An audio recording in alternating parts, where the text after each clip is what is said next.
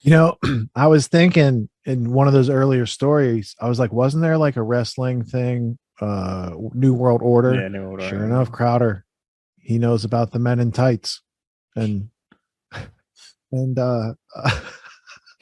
and locker rooms with Eric Lindros. Anyway, Yeah, it's a different Philadelphia topic. It's a different Flyers. topic. All right, so LD, can you pull up my Twitter feed? And earlier today, I think I posted the Joe Biden article from 1991, how I came to love the New World Order. And let's just put it on screen to give some context because people, they don't know what he's talking about. And the man wrote an article to the title of the thing he's talking about, but no one talks about it. Not even the three clips we saw, right? No one pointed out that this man in office wrote a piece that was published. John Bound did. John Bound. Okay, you're right. You're right. Yeah, John Bound. At the end of it, he brought out the context of like the Burisma connection and him at CFR talking about threatening funding and all of that stuff. All right. So, but then he at the end he's like he talked about this in the 80s and here it is and he quoted a very famous sec. But go ahead. I'm sorry. All right. So can I see it on my screen, LD? Or like if you talk, it'll be on my screen so I can see it. Okay. Yeah, I guess I need a spotlight for. How's that? Should be good. Yeah, I think I still can't. It's too far from here. So Tony, you want to read those red boxes, or like give the gist, the things I highlighted, because that's I mean you have a lot. You have red boxes and things highlighted. Which do you want first, or just all of it? So go yellow highlighting and then red box. So starting from the first paragraph here on this page, at least A13. This is what's the date of the article? Thursday, April 23rd, 1992. This is Thursday, April 23rd, 1992. So, okay. Believing that the Pentagon's new strategy, America as global cop, could render the United States a hollow superpower. They're going on to the next one. Pentagon has called for a Pax Americana. The U.S. should cast so large a military shadow that no rival dare emerge. Interesting. Why doesn't the journal stop the name calling? Get schools sorted out and court an honest debate over America's proper role in the New World Order. See, those are, and then you have another one here. Rather than denigrating collective security, we should regularize the kind of multilateral response we assembled from the Gulf War. Why not breathe life into the UN Charter? So those are the highlighted parts. They're resuscitating the NATO Charter first, but that's exactly what's going on right now. That is very true. Let's go get a coalition of the willing. Get Zelensky in heels to lead it. Oh my God. That is such, I don't even know what to say to that one. So here's red boxes. But most Americans, myself included, reject 1930s style isolationism. And that's which would have meant keeping our nose out of their business. Out of the business, right? Which is that's really the big critique post World War II to what Johnny was alluding to, and what he alludes to in his article, and what Kissinger sort of instantiated in the practices of what Yendo Elliott was teaching him and others, is that we need to sort of limited warfare, but this idea that we need to have some sort of global governance because if we have an isolationist attitude. What do you say? He broke it down into 3 specific categories. I forget where I got this. I think it was from his article where it's like, or maybe somewhere else, but nonetheless, it was like, how do we analyze it? What's the international law behind it? What are the situations that fomented the conflict? These sorts of things, but instead we have to take a whole new approach. In fact, that might have been on his article. I'll come bring that up later. But the point is, like Kissinger's like, we have to take a new approach to the idea of global governance, right? We need to have this sort of like unilateral sort of uniformitarianism in regards to a new world order, and that's really where he was moving forward with it. I think it's like it can't be understated how much World War II was used as a driving force to push forward. I mean, obviously the UN. Council on Foreign Relations, these entities, these roundtable groups, because of the failed ideas of the League of Nations manifesting after World War One, they finally got after World War II. Now they need to rationalize having it. Well, why do we need it? Well, it's because of the practices of the past. It's because America was isolated. It's because America had this idea that we shouldn't be involved in foreign wars. Economically, politically, militarily, we shouldn't be involved because it's only going to compromise American sovereignty and the idea of the American individualism. and which they're right about. But Kissinger has to come now. Now they have to rationalize, well, because of that, World War II happened. Oh, let's not forget about though. We funded, Hitler, and we funded the Nazi war machine, and we also actually developed the philosophies they used, eugenics. On December 6, 1941, and Camp X opened to train American assassins for World War II on December 6, 1941, before the Japanese even attacked. Yeah. So these plans were in place before there was even a casus belli for America, for America to get into the war. That's right. So bring there any other back up real quick? Yeah, there's more. It's just a couple more pieces. Sorry, I just got a little diatribe there. No, it's good. Got to have context. Can you spotlight that? Yeah. So the next one, what about America as global cop? First, our 21st century strategy has to be a shade more clever than Mao's axiom that power comes from the barrel of a gun. Power so just a little bit more clever than Mao. And so Biden said, one of the generals told me that, 60 million people died because of this, and because of the liberal world order, we're all good. And I'm like, there's democide, 300 million people in 20th century killed by government. 60 million seems like an awful small number. Maybe we should be looking at who killed the other 240 million, right? There's that aspect too. But he just mentioned Mao, and Mao has he rang up, I don't know, 30, 40, 50, 60 million people dead over there. Yeah. And that was a Western project leader put in there, like a Zelensky. Did he wear heels too? Tune in next week. All right, continue on. It's probably a pretty small guy too. First, our 21st century strategy has to be a shade more clever than Mao's axiom that power comes from the barrel of a gun. Power also emanates from a solid bank balance. Like $1 billion payoff to Ukraine that they're going to withhold if they don't fire somebody. Is that what he's talking about? And the chief prosecutor that was, going over those financial connections between Hunter Biden and anyways, the corruption. And it was a funny story when he told it at the CFR with Rhodes Scholar Richard Haas. Yeah, right. Okay, so there's a small coterie of people who are doing and this it's at the CFR. It's at the CFR. Right, that's what I'm saying. I mean, it's like, come on, Bruce. The ability to dominate and penetrate markets and the economic leverage to wield diplomatic clout. Anyone? John Perkins? Anyone? Yeah, the IMF. Have they shut off Russia's everything economically? That's what they're doing. Continue on. Yep. Second, the plan is passive where it needs to be aggressive.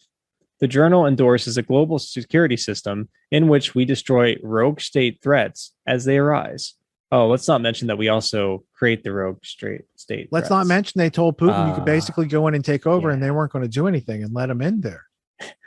Well, Putin would have to be a moron to believe they wouldn't do anything. I know. It's not like it's like the bad guys in wrestling, Tony. Okay. NATO has to have someone to wrestle against. So they need the Putin. That's the dialectic I was referring to earlier. He's just playing one side of the dialectic. Fine, but let's prevent such problems early rather than curing them late. Sorry, that's a little bit. I'm getting curing them. So that's late. Like a preemptive Likud party of that day and age had that preemptive party before the neocons adapted it at the end of the century. Okay. Yeah, this is all Hegelianism too, and it's Hegel's theory of history, which he wrapped his metaphysics up into his theory of history. Where it's history is essentially this waltz of contradictory elements, dialectical themes that they can manufacture, some sort of synthesis that now they think they can manufacture. To the Karl Rove quote that we've mentioned many times now, but it's really important because a lot of these people are born out of the ideas of German idealism, and the king of German idealism, if you will, is Hegel. Hegel's theory. I mean, there's Fichte and there's other elements as well, but Hegel was the one that laid out the conceptual framework. Then, Fichte came along and gave a tripartite naming, if you will: thesis, antithesis, synthesis. Second, the plan of, I'm sorry. So, let's see, it's a little blurry, but okay, here. Having contained Soviet communism until it dissolved, we need a new strategy of quote unquote containment based, like NATO, on collective action, but directed against weapons proliferation. That's so ironic. I don't even know where to begin with that. The top 5 arms dealers on the UN Security Council are the. Yeah, I'm sorry. Riddle me this: why are the 5 members of the UN Security Council, all the top 5 members, shelling arms around the world? Look, the UN Security Council is no different than the United States Security Council, National Security Council, man. It's where the fix is in. It's where this hand does something, this other hand doesn't know what it's doing. What was that movie? Nicholas, I think it's Lords of War or something. He's Yeah. like, the dude's gonna walk in at the end. He's gonna Yeah. congratulate you, said you did a great job. Yeah. And he's gonna send you off, and I'm gonna get the walk, and I'm gonna go sell arms to other countries as I've been doing. He's like, you don't realize that this is all just a cat and mouse game that's meaningless, and that they allow you to play as though you're part of oversight, but the oversight's already bought and paid for. Anyways, the next one is the Maverick is China. That's interesting. Wonder what. So the reality is that we can show proliferation to a snail's pace if we stop irresponsible technology transfers. He's a comedian, right? I mean, this is unreal, dude. Fortunately, nearly all suppliers are finally showing restraint. The Maverick is China, which persists in hawking sensitive weapons and technology to the likes of Syria, Iran, Libya, Algeria, and Pakistan, even while pledging otherwise. Now, what's happened in those countries in the past 10 years? Places we invaded for 100, Alex. Yeah. The Senate has tried to force China's leaders to choose between third world arms sales, 1991 profits of 500 million, and open trade with the U.S., a 112.5 billion annual Chinese surplus. Even though we have convincing intelligence that Chinese leaders fear the use of this leverage, the president inexplicably refuses to challenge Beijing. This would have been still Herbert Walker, I think it was. Yeah. Going in the Clinton administration. It was going into the Clinton, but it wasn't. Yeah. I think that HW is still the guy. Well, he probably got all wood because there's going to be a Rhodes Scholar in the White House, and Biden's like, it's going to happen. And then when it didn't happen, then he got in with Obama and was there for 8 years. I mean, I just don't get how this dude who's like a lifetime politician, vice president for 8 years, spoke at Moscow University, as did Obama, like had all these Russian connections, like how he's just like blowing it right now. Yeah, right. So here's the next one. Third, Pax Americana is a direct slap at two of our closest allies, Japan and Germany, in a repudiation of one of our great post-war triumphs. For years, American leaders argued that building democracy in Europe and Asia would guarantee stability because democracies don't start wars. That's a non sequitur. There's a nice little fallacy there. Yeah, false calls would be the specific type of non sequitur. Now, the Pentagon says we must keep our military large enough to persuade Japan and Germany, quote, not to aspire to a greater role, even to protect their legitimate interests, end quote. On to the next. You have a lot of stuff highlighted. That's good. Fourth, collective security doesn't rule out unilateral action. The journal says, I'm among those who want, quote, Americans to trust their security to a global committee, end quote. But no one advocates that we repeal the inherent right of self-defense enshrined in Article 51 of the United Nations Charter.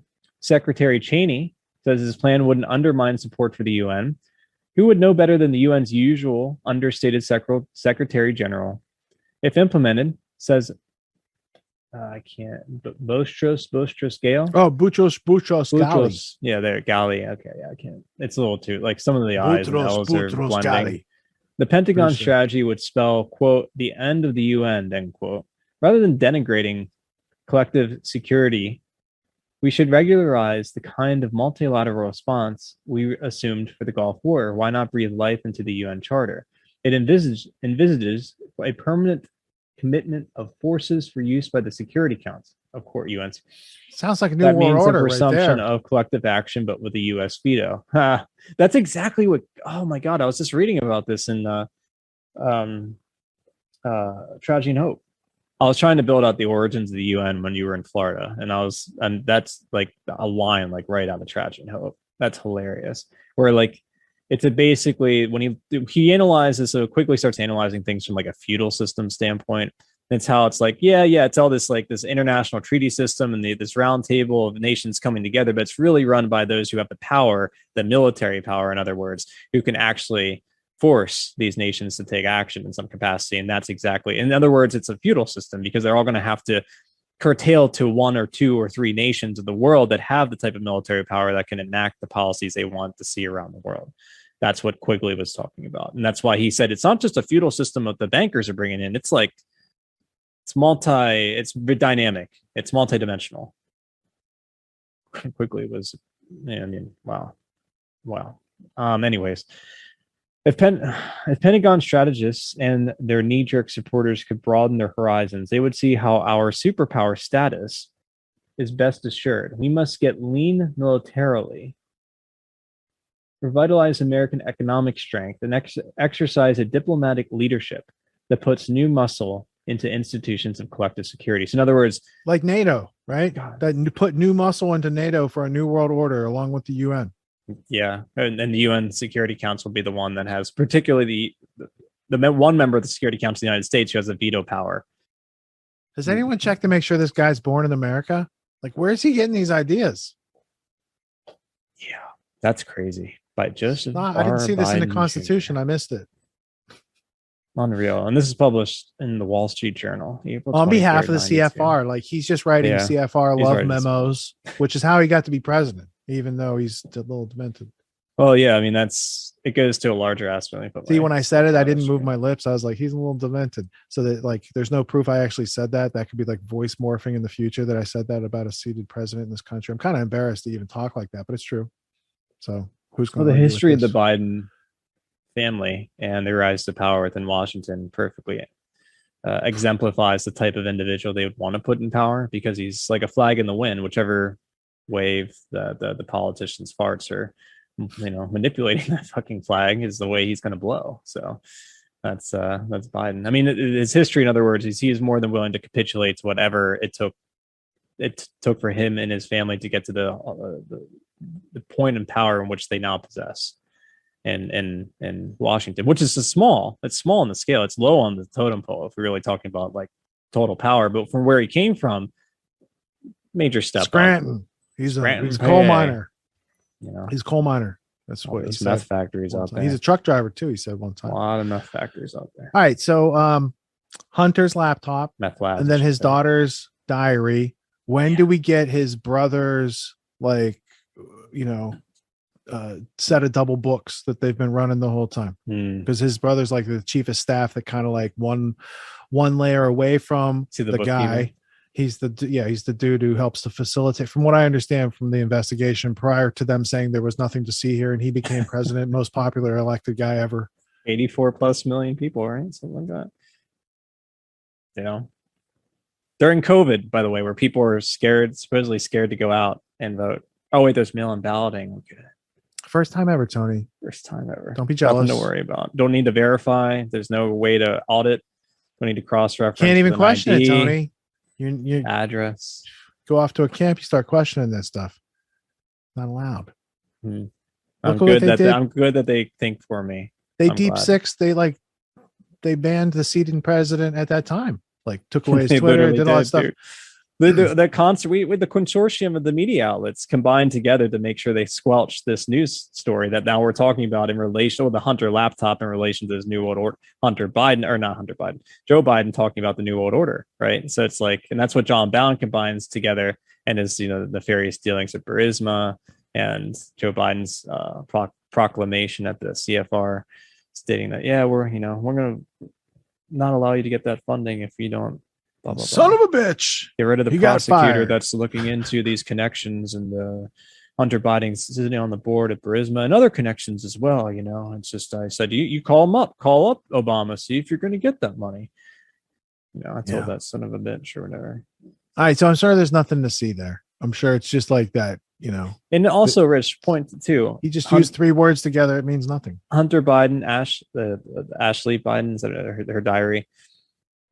What a perfect candidate, because then you have a ton of blackmail. You can use him as a fall guy. You can manipulate him a number of different ways. I mean, it's just, he's like the perfect creature of the swamp, I guess, in a way. Not to say that Trump was correct, because his whole administration was just swamp infested, especially with the bankers that made up his cabinet. Trump, that is. But it's just like, the whole Trump was an island in the swamp. He's like, I'll get rid of the swamp. I'll surround myself with it. Yeah, right. Yeah. Somehow he's like, they built Georgetown on a swamp. I can build an administration on a swamp. It didn't work out, did it? The Georgetown set killed Kennedy. So talk amongst yourselves. The adults are talking here. Trump, sit down. All right. So we should put that. Do you see that trans Trump, by the way, from Kyle Dunnigan? That was pretty funny. Sorry. Yes, I did. It was funny. I had some people reference that this week. It's like, you got to play this on this show. And I'm like, we'll get to it at the end. Don't worry. It's time and place for all such things. All right. So we finished beating the dead horse that is Joe Biden's New World Order manifesto from 1992. We've compared it to Joe Biden's 2022 comments on the New World Order that he wants to lead, and a whole bunch of stuff in between. Isn't it funny that Tim Pool and Crowder, you know, he must be the head of the New World Order, and I'm just sitting there with my hands or my head in my hands, like, the moment that they're like, it's crooked politicians, it's like, you must not even like, you have to be crooked to be a politician. It's not like the politicians get crooked. You have to be a crooked person to get those powerful chairs and seats and whatnot. False cause. You have to serve that empire in some way, shape, or form, right? Yes. If you're the guy from Connecticut who has no name and you blow the AIG case, blows it. Oh, now you're a senator, Blumenthal. No longer like, you know, accountant for the state. You know, you're now like maybe he was attorney general or something back in the day.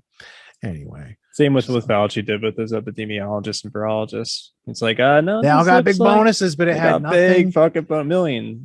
Had nothing to do with any of it. Yeah, nothing to do. I'm telling you, it's all Gilbert Gottfried. What did Gatto say? It's a Beverly Hills Cop. Yeah, I love that. Anyways, but the Gatto is it's a science of leverage. It's a science of leverage. You know, going back to ancient Rome, and well before Rome. I mean, the Persians were sitting in on the Greek treaties that were set up between the Greek city-states. The Persians were the ones sitting in on those treaty systems. Which Caligula was probably like the hardest dude to blackmail because it was easy to get stuff, but he didn't care about it, and everyone already knew he was kind of messed up. You know. Yeah. So, yeah, but those trends have continued. It's the same Machiavellian style tactics. That's why when Johnny was talking about when he's alluding to the Tudors and the 16th century, the 1500s, I was like, yep. How did they implant themselves in a very Catholic? But that continues Ireland. All the way up to it's like well, you act like those people. It's interest-specific kleptoparasites. Yeah, and it goes all the way up to like in Peaky Blinders, part of that like season 4 or whatever. They're like, we want you to go infiltrate the Irish Catholics on behalf of the Protestants, even though you have nothing to do with this. And we want you to, right? And then it goes all the way up to like another cinematic reference would be In the Name of the Father with Daniel Day-Lewis. Oh yeah, where Jerry and Giuseppe Conlon were falsely accused of terrorism that was conducted by MI6, but they blamed the IRA in the movie, which was controlled by MI6 back then. Yeah. So it's awful. Like I remember being really kind of shocked. I was in college when I saw that movie, and I was like, wait a minute, all those people are white and they speak English. What's going on here? Yeah. They're using military stuff in the middle of these cities and like blowing what is going on here? Then I found out later in life there was another thing that was like around that same time in the 70s. There was like an Irish mafia war in Cleveland. I grew up in Pittsburgh. Yeah, Cleveland's like a nearby city. Yeah, it's like 2 hours. Now there's a movie called what was it called? There was like 40 bombings in Cleveland. Yeah, it was crazy. In we the 70s. I'm trying to I know the no, Kill the Irishman. Kill the Irishman. Yeah. It's got Christopher Walken in there. And he's in there like, why are you bombing my place? A mistake by the lake. Yeah, mistake by the lake. They set their river on fire, didn't they? There's no pollution there at all. No, sorry, but it's true. I mean, and people don't really realize that because it's not something that's patronizes the history books. Until of course the film was made about it, and it's Cleveland so the Irish too. Which English, what else? Like the Irish English, the English Welsh, like the English just messed with a whole bunch of people. And then when they wanted to develop nuclear weapons, they didn't dare do it at home. They had us do it over here in America. We got lots of desert space to do that type of thing. The dogs keep the dead in line. We're the dogs for the New World Order, and we keep the dead. It's 1:42 a.m. We're going Mark Passio. Yeah. Hard left turn to Albuquerque right there. Yeah, a little crazy. I know, but still, nonetheless, it's a metaphor, people. It's a metaphor. It's a metaphor. What was that famous quote by John Campbell? That's a metaphor. Anyway, when he was talking on that, when he's being interviewed, that's literal. No, it's a metaphor. The guy goes, that's a lie, and he goes, that's a metaphor, and the show ended. Right. Yeah, because the guy didn't get the didn't get it. Yeah. Metaphor is a lie used to illustrate the truth. That's right. It's not literally true, but there's truth contained within it. It's metaphorically true. Metaphorically true. Don't ratify that. All right, don't so make it a metaphor. what do we got lined up for tonight's intermission?